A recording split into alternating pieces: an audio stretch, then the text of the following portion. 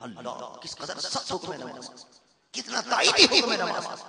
ہمیں ہوش ہی نہیں نماز کہ ہم نماز ادا کریں اور نماز کی اہمیت کا احساس کریں. کتنے ہمارے ساتھی ہیں جنہوں نے ہفتوں سے نماز نہیں پڑھی، کتنے ساتھی ہیں جنہوں نے مہینے ہو گئے انہیں نماز نہیں پڑھی. بہت سے ایسے جنہوں نے سال میں بس صرف عید کے دن نظر آتے ہیں وہ نماز عیدگاہ میں جاتے ہیں، اس کے بعد سال میں نماز نہیں پڑھی. کس طرح اللہ کی بارگاہ میں جواب دیں گے، کتنے عذاب کو وہ سہیں گے، کہاں تک. حدیث مبارک میں نظر آتا ہے معراج کی رات حضور اکرم صلی اللہ علیہ وسلم نے بعض لوگوں کو دیکھا کہ ان کے سروں کو بھاری پتھر سے کچلا جا رہا تھا.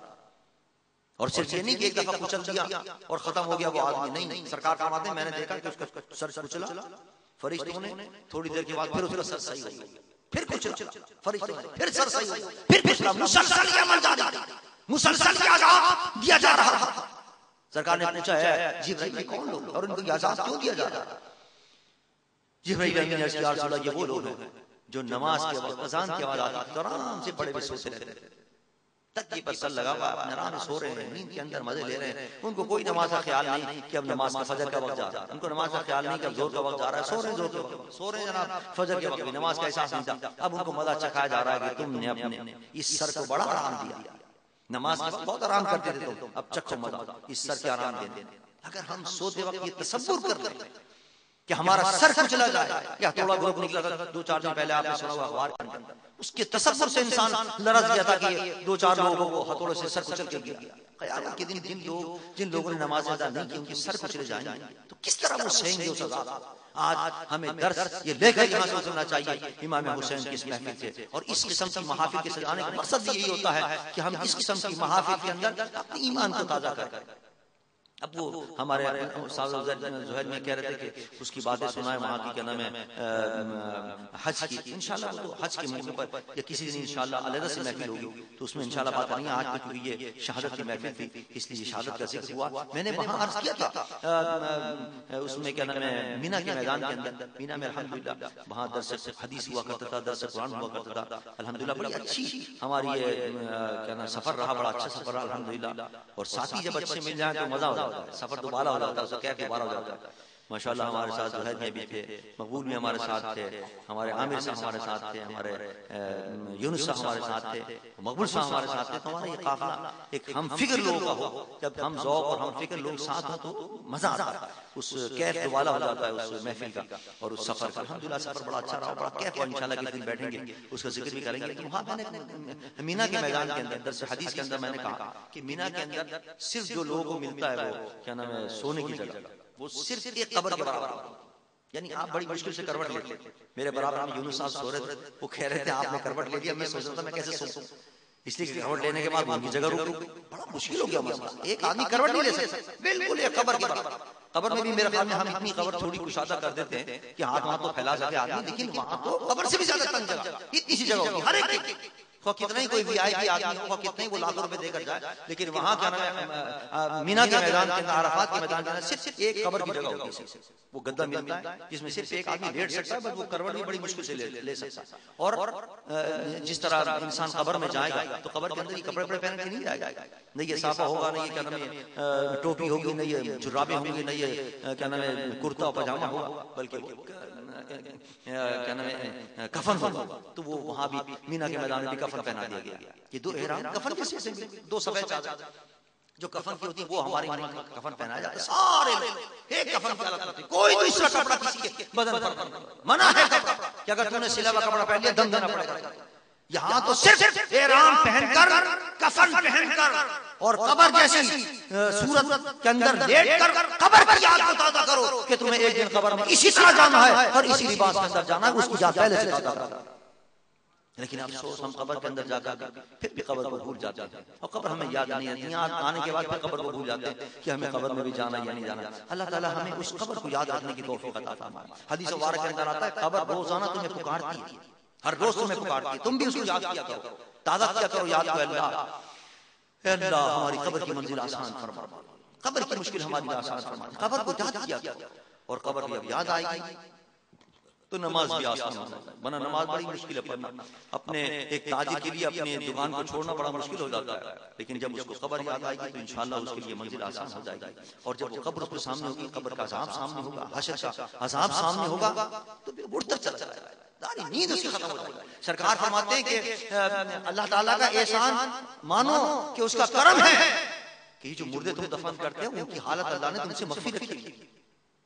اللہ، میں نے جب جس زمانے میں پی ایچ ڈی میں کر رہا تھا سندھ کے صوفیاء نقشبند پر، اس زمانے میں حالات دکھ رہا تھا نقشبندی صوفیاء کے سندھ کے اندر. ایک اللہ کے ولی گزرے ہیں سندھ کے اندر، نام مجھے یاد نہیں آ رہا، ان کے میں نے حالات لکھا ہے.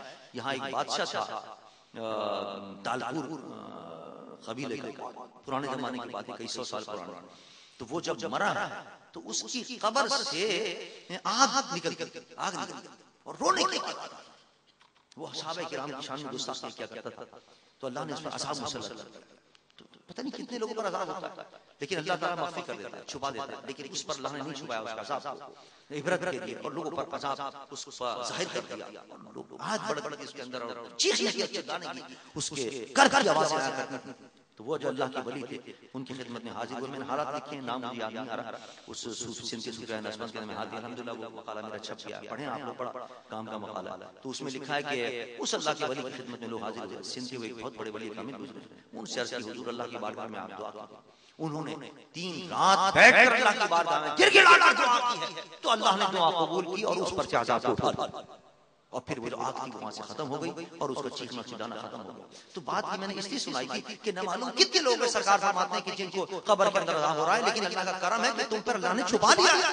لیکن اگر ان کی چیخوں کی آواز تم پر آتی اور تم اگر دیکھتے ان کو کہ کس طرح ان کو عذاب ہو رہا ہے، تو سرکار فرماتے ہیں تم سونا بھول جاتے، تمہیں نیند تمہاری حرام ہو جاتی، کھانا تم بھول جاتے، تمہارے لیے کھانا حرام ہوتا، تمہارے کھانا سامنے رکھا ہوتا اور تم کھا نہیں سکتے تھے کھانا. آج ہم آرام سے کھا لیتے ہیں، ہمیں پتہ نہیں کہ ہمارے برابر قبر کے اندر جو قبرستان ہے اس میں کس کس پہ کیا کیا عذاب ہے.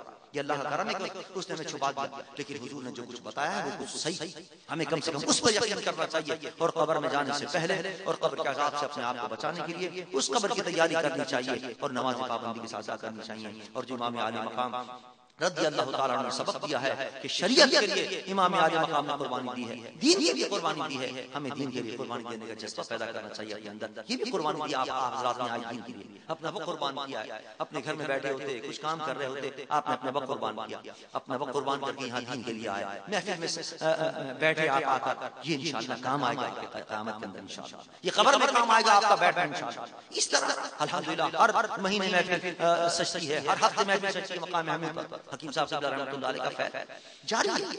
ان حضرات کا مرنے کے بعد فیض ختم نہیں ہو جاتا. حکیم صاحب سے کا فیض الحمدللہ جاری ہے اور قیامت تک جاری رہے گا انشاءاللہ. تو ان کی محفلیں ہوتی ہیں، ان محفلوں میں آیا کیجیے، ایسی محفلوں میں شرکت کیا کیجیے. ان محفلوں میں آنے سے ایمان تازہ ہوتا ہے اور جو دل پر کدورت جم جاتی ہے اور گرد و غبار جو گناہوں کا جم جاتا ہے، وہ ان محفلوں میں آنے کے بعد سمجھیے اللہ کی باران رحمت جو برستا ہے تو اس بارش سے وہ سارا گرد و غبار دھل جاتا ہے، وہ تمام جتنی بھی کثافتیں وہ سب دور ہو جاتی ہیں. تو ایسی محفل میں آیا کیجیے. یہ قربانی یہ بھی امام عالی مقام نے جان کی قربانی دی، یہاں ہم سے وقت قربان نہیں. یہ سب سبق ہے کہ ہم اپنا وقت قربان کریں، اپنا پیسہ قربان کریں. تو ماشاءاللہ انہوں نے کتنا پیسہ لگایا اس محفل کے لیے، اللہ تعالیٰ قبول فرمائے امام عالی مقام کی بارگاہ کے اندر، اور ان کی تمام قربانیوں کو اپنی بارگاہ میں اللہ تعالیٰ قبول فرمائے اور امام عالی مقام کی رضا عطا فرمائے. تو یہ سب قربانیاں ہمیں یہ سب قربانیوں کا درس امام حسین کے کربلا کے میدان سے ملا ہے. ہمیں قربانیاں دینی چاہیے ہر چیز کے لیے. اپنا وقت قربان کرنا چاہیے، اپنا مال قربان کرنے کا وقت آئے دین کے لیے تو مال قربان کرنا چاہیے. کوئی دینی کام ہو رہا ہے، کہیں کوئی مدرسہ بن رہا ہے، کوئی چیز ہے، اس کے لیے پیسہ نکال لیں، قیامت کے دن کام آئے گا. یہاں جو آپ نے پیسہ لگایا وہ سب یہیں رہ جائے، جو وہاں دے دیا وہ باقی رہے گا.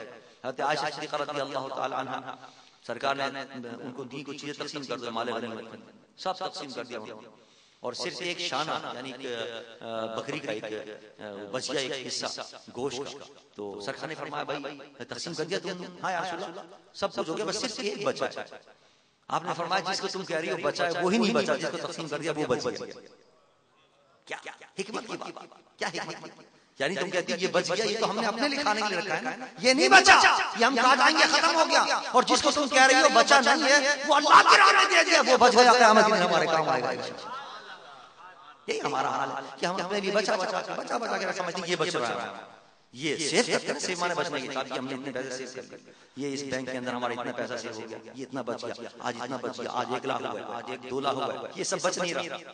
اور یہ اگر ہم نکال دیتے کچھ اللہ کی راہ میں لگا دیتے وہ بچ جاتا، وہ کام آتا، قیامت میں وہ کام آئے. لہٰذا یہ سب قربانی ہے، یہ سب درس کربلا ہے جو کربلا کے در سے ملا ہے جان کا.